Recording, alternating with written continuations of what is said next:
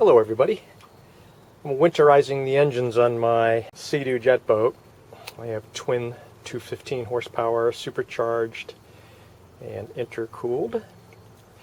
And my number one tip for you is if you're going to be fogging your engine, which I'm going to be doing right now.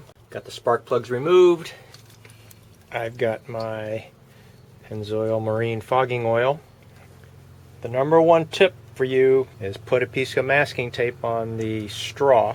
If that straw drops down into the spark plug hole, it's a pain to get out. You might be able to get yours out with a shop vac, but hey, put a piece of masking tape on the straw so that if the straw falls off the nozzle, it's not going to fall into the spark plug hole. Save you a lot of time and a lot of aggravation.